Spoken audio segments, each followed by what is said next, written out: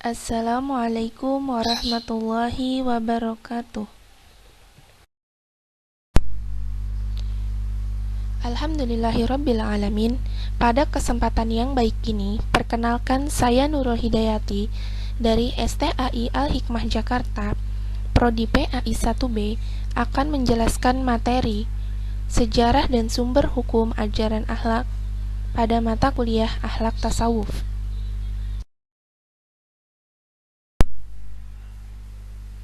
Sejarah dan sumber hukum ajaran akhlak. Poin yang pertama adalah ilmu akhlak di luar agama Islam.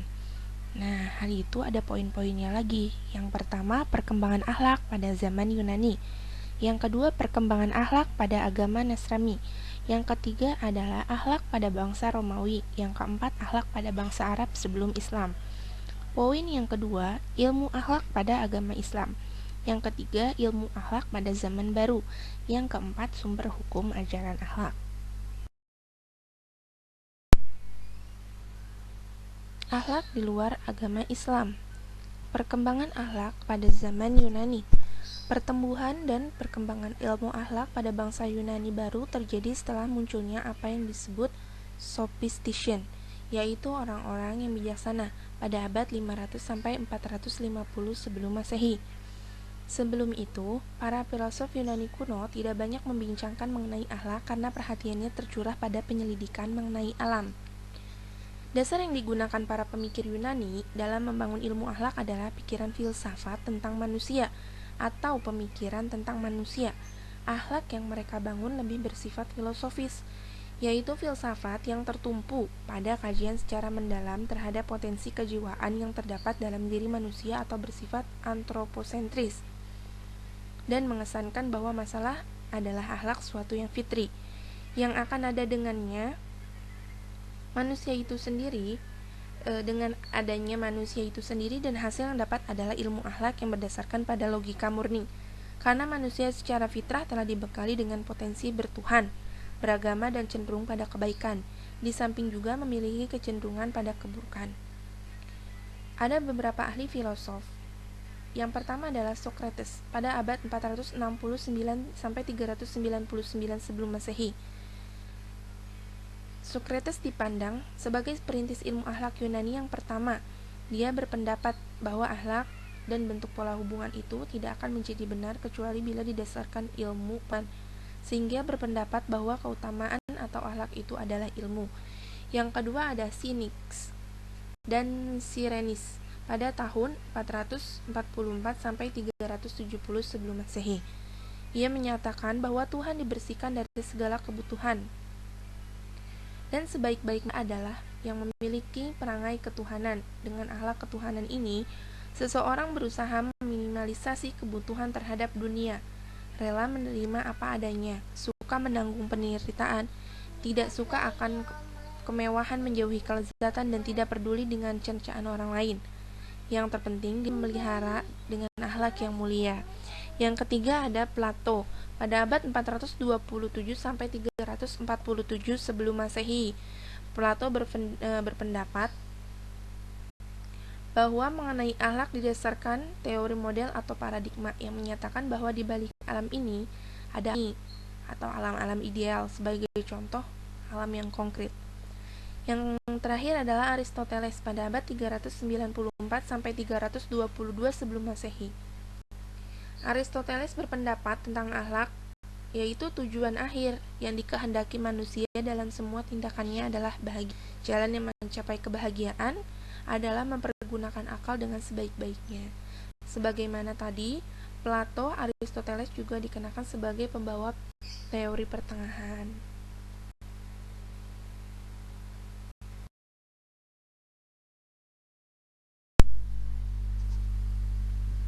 Perkembangan akhlak pada agama Nasrani. Pada akhir abad ke-3 Masehi, tersiarlah agama Nasrani di Eropa. Agama itu telah berhasil mempengaruhi pemikiran manusia dan membawa pokok-pokok ajaran akhlak yang tercantum dalam kitab Taurat dan Injil. Agama itu memberi pelajaran kepada manusia bahwa Tuhan merupakan sumber segala akhlak. Tuhan yang memberi dan menentukan segala bentuk patokan-patokan akhlak yang harus dipelihara dan dilaksanakan dalam kehidupan sosial kemasyarakatan. Tuhanlah yang menjelaskan arti baik dan buruk. Baik dalam arti sebenarnya adalah kerelaan Tuhan dan melaksanakan perintah-perintahnya. Ajaran akhlak pada agama Nasrani ini bersifat teosentril, memuaskan atau memusat pada Tuhan, dan sufistik bercorak kepada batin. Ajaran akhlak agama Nasrani yang dibawa oleh para pendeta sejalan dengan ajaran Yunani aliran Stoich, yang artinya dalam persoalan baik dan buruk sehingga kedudukan para pendeta sama dengan kepada pendudukan pada ahli para filsafat Yunani. Menurut ahli filsafat Yunani, pendorong untuk melakukan berbuat baik ialah pengetahuan dan kebijaksanaan. Sedangkan menurut agama Nasrani, pendorong berbuat kebaikan adalah cinta dan iman kepada Tuhan berdasarkan petunjuk kitab Taurat. Agama Nasrani mendorong manusia bersungguh-sungguh mensucikan diri, baik pikiran maupun perbuatannya. Agama adalah roh yang mengendalikan badan dan syahwat. Oleh karena itu, sebagian para pengikut agama ini melantarkan badan, menghindari dunia, suka hidup zuhud, dan ibadah dalam kesendirian.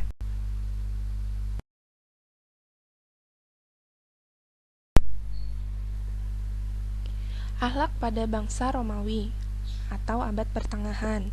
Kehidupan masyarakat Eropa pada abad pertengahan dikuasai oleh gereja, dan pada masa itu gereja berusaha memerangi filsafat Yunani beserta menentang penyiaran ilmu serta kebudayaan kuno. Gereja berkeyakinan bahwa kenyataan hakikat telah diterima oleh wahyu, dan apa yang diperintah oleh wahyu itu benar apa adanya. Oleh karena itu, tidak ada artinya lagi penggunaan akal pikiran untuk kegiatan penelitian. Menggunakan filsafat diperbolehkan selama tidak bertentangan dengan doktrin yang dikeluarkan oleh gereja. Namun demikian, sebagian dari kalangan gereja ada yang mempengaruhi atau mempergunakan pemikiran Plato, Aristoteles, dan Stoich untuk memperkuat ajaran gereja dan mencocokkannya dengan akal. Apapun filsafat yang menentang ajaran Nasrani dibuang jauh-jauh.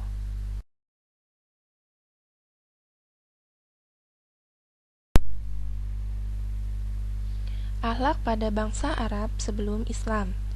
Bangsa Arab pada zaman jahiliyah tidak mempunyai ahli filsafat yang mengajak kepada aliran paham tertentu sebagaimana bangsa Yunani dan Romawi. Hal ini terjadi karena penyelidikan terhadap ilmu hanya terjadi kepada bangsa yang sudah maju pengetahuannya. Sekalipun demikian, bangsa Arab pada waktu itu mempunyai ahli-ahli hikmah dan syair-syair yang mengandung nilai-nilai akhlak, seperti Luqman al-Hakim, Aqsam bin Syaifi, Zuhair bin Abi Sulma, dan Hatim at-Ta'i. Ilmu akhlak pada agama Islam. Ajaran akhlak menemukan bentuknya yang sempurna pada agama Islam, dengan titik pangkalnya pada Tuhan dan akal manusia. Agama Islam pada intinya mengajak manusia agar percaya kepada Tuhan dan mengakui bahwa Dialah pencipta, pemilik, pemelihara, pelindung, pemberi rahmat, pengasih, dan penyayang terhadap segala makhluk. Segala apa yang ada di dunia ini, baik dari gejala yang bermacam-macam dan makhluk yang beraneka warna sampai kepada perkara langit dan bumi, kesemuanya adalah milik Tuhan dan diatur olehnya. Ajaran Islam juga mengandung jalan hidup manusia yang paling sempurna dan membuat ajaran yang menuntut umat manusia kebahagiaan dan kesejahteraan yang kesemuanya itu terkandung dalam Al-Quran yang diturunkan Allah dan ajaran sunnah yang didatangkan dari Nabi Muhammad SAW. Al-Quran merupakan sumber utama dan mata air yang memancarkan ajaran Islam. Hukum-hukum Islam yang mengandung serangkaian pengetahuan tentang akidah, pokok-pokok akhlak, dan perbuatan dapat dijumpai sumber yang aslinya di dalam Al-Quran. Allah Subhanahu wa Ta'ala berfirman dalam Quran Surat An-Nahl ayat 97 yang artinya, barang siapa mengerjakan kebajikan, baik laki-laki maupun perempuan dalam keadaan beriman, maka akan kami berikan kepada kehidupan yang baik, dan akan kami berikan balasan dengan pahala yang lebih baik dari apa yang mereka kerjakan.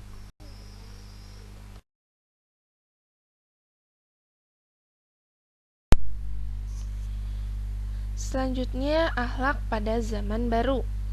Pada akhir abad ke-15 Masehi, Eropa mulai mengalami kebangkitan dalam bidang filsafat, ilmu pengetahuan dan teknologi. Para ahli bangsa Eropa, termasuk Italia, mulai meningkatkan kegiatan dalam bidang tersebut. Kehidupan mereka yang semula terkait pada dogma Kristani, khayal dan mitos mulai bergeser dengan memberikan peran yang lebih besar kepada kemampuan akal pikiran. Segala sesuatu yang kini dianggap mapan mulai diteliti, dikritik, dan diperbarui, hingga akhirnya mereka menerapkan pola bertindak dan berpikir secara liberal. Di antara pembaharuan yang dilakukan adalah bidang akhlak yang semula menentukan kadar baik buruk berdasarkan dogma gereja, diganti dengan berdasarkan ilmu pengetahuan dan pengalaman empirik. Akhlak yang dibangun berdasarkan penyelidikan menurut kenyataan empirik dan tidak berdasarkan gambaran hayal atau keyakinan yang terdapat dalam agama. Hal ini yang akhirnya melahirkan apa yang disebut etika dan moral yang berbasis pada pemikiran akal pikiran. Yang terakhir adalah sumber hukum ajaran akhlak. Dalam ajaran Islam, yang menjadi dasar-dasar akhlak adalah berupa Al-Quran dan Sunnah Nabi Muhammad SAW. Baik dan buruk dalam akhlak Islam ukurannya adalah baik dan buruk menurut dua sumber itu, bukan baik dan buruk menurut ukuran manusia. Sebab, jika ukurannya adalah manusia, maka baik dan buruk itu bisa berbeda-beda. Seseorang mengatakan bahwa itu baik, tetapi orang lain belum tentu menganggapnya itu baik. Begitu juga sebaliknya, seseorang menyebut sesuatu itu buruk, padahal yang lain bisa saja menyebutnya itu baik. Yang pertama, sumber dari Al-Quran. Hal itu difirmankan Allah Subhanahu wa Ta'ala dalam Al-Quran surat Al-Maidah ayat 54. A'udzu billahi minasyaitonir rajim. Bismillahirrahmanirrahim. Ya ayyuhalladzina amanu man yartadda minkum an dinihi fasawfa ya'tillahu biqaumin yuhibbuhum wa yuhibbunah azillatin 'alal mu'minina a'izzatin 'alal kafirina yujahiduna fi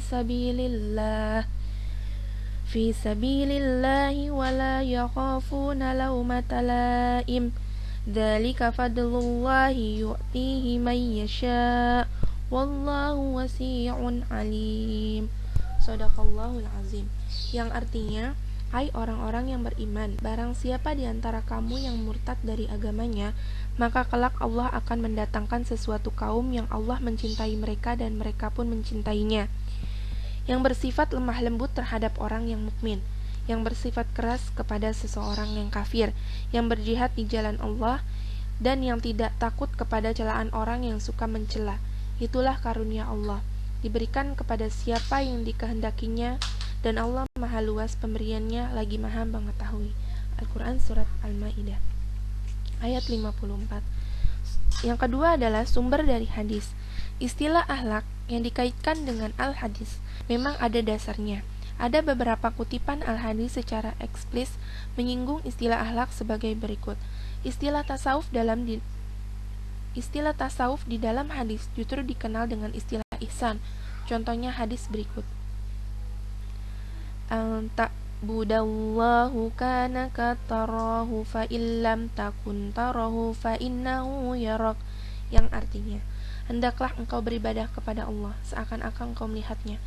Kalaupun engkau tidak melihatnya, sesungguhnya dia melihatmu. Al-Hadis.